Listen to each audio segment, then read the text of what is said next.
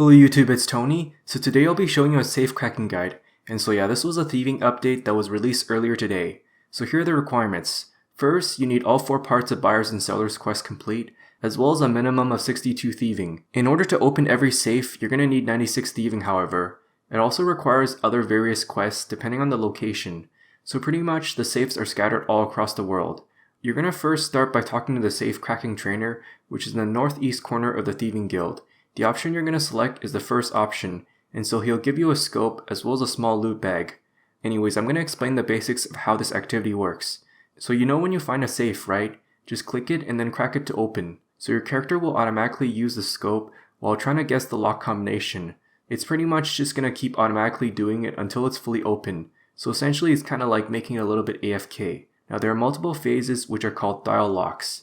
The higher tier safes will have more dial locks before it fully opens. You can speed up the process by paying more attention, and so whenever you see a blue light flashing, right, you're just going to click this immediately. This in turn then unlocks a lock phase. If you click a little bit too late, then well, too bad, because you won't unlock the lock phase immediately, and you'll just have to wait until it flashes again. Anyways, when the safe is fully looted, you'll receive loot inside the loot bag, as well as the chance of some special items, which can then be sold for Pilfer points. I'll pretty much explain more on this in the rewards section. For some reason, there doesn't seem to be any chance of failure or even getting caught. You know how when you're getting caught, sometimes people attack you or go after you? Well, fortunately, that's not actually the case here. Anyways, each safe will take 5 minutes to respawn, although there are a few exceptions however. Alright, here's my equipment setup. First, I have the camouflage outfit, but I'm not really sure if it helps, although it does retain the effects of Black Ibis set anyways. After that, I have a dual wield melee setup, in which case allows you to use bladed dive. The perk I have on Enhanced Excalibur is mobile. Then I have Luck of the Dwarves, but I'm not really sure if it helps for getting special items. You also want to bring a large rune pouch, which contains air, water, and law runes. In my inventory setup, I have the scope as well as the looting bag.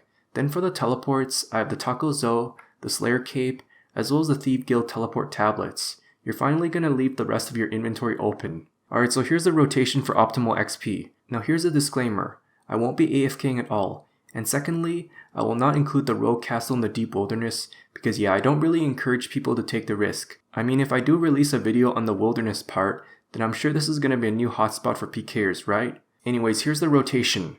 First, I'm going to go to the Zemouregal Fortress, in which case you're going to use your Taco Zo to the fight caves, which is the third option, and then run north to the fairy ring.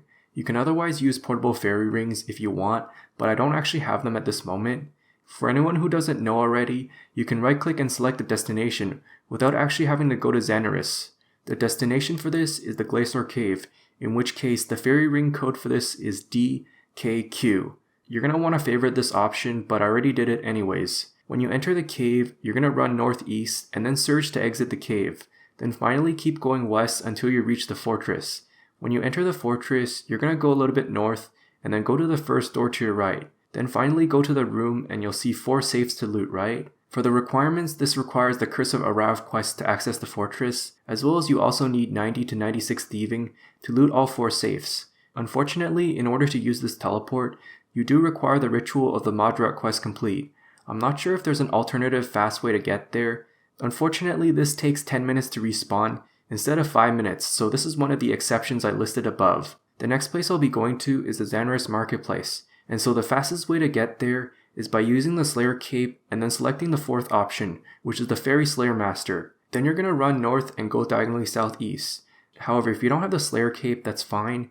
Just use the Taco Zo teleport and then run east from the Fairy Ring. When you enter, you must pay a cut diamond. Luckily though, it's not needed if you completed the Fairy Tale Part 3 quests. So there are 2 safes in this location.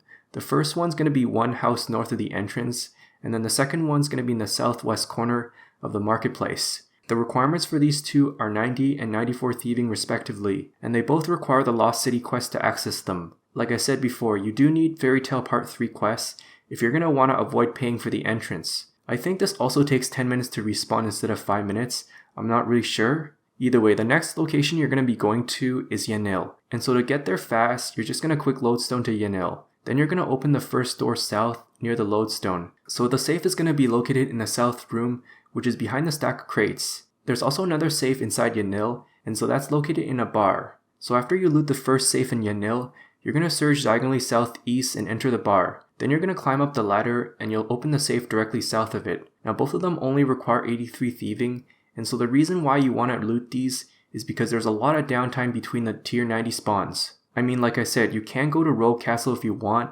but then a lot of people don't like taking the risk, you know? After that, we're going to be going to Camelot, and so the Camelot teleport lands you outside the castle. Or else you can just use the Sears Village lodestone and then run directly east from there. When you enter the castle, you're just going to go to the room directly west. Now you'll see two safes adjacent to each other, right? I mean, this is pretty amazing for people who don't have tier 90 thieving access.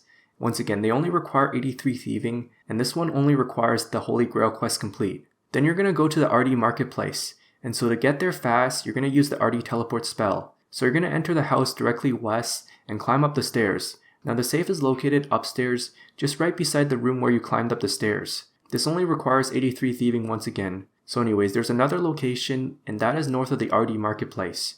You can use the Ardy teleport spell, or you can just run outside this house and walk all the way there. It's basically north of the bakery stall. So anyways, you're going to enter it and climb up the stairs. Then you're going to open the door and finally go to the next room. This should pretty much be your final stop before you're going to have to head back to the fortress. Overall, a full rotation should take 10.5 minutes before the fortress respawns again. Also, don't forget, every 2 rotations, you want to teleport back to the Thieves Guild by using your teleport tablets. What you're going to do is right-click Fence on the chief so that way you can hand in the loot from the loot bag. You'll basically get a ton of thieving XP, pilfer points, or even some cash. Now the thieving XP from handing in doesn't actually stack with any bonus XP or modifiers, but I mean still, it's pretty awesome, eh? If you don't have medium loot bag unlocked, you're going to actually have to go every rotation, which I'll talk about in a minute. Now that I've demonstrated the full rotation, let's talk about the pilfer point rewards. The reward shop is owned by Dodgy Derek, and so it's a general store icon in the guild.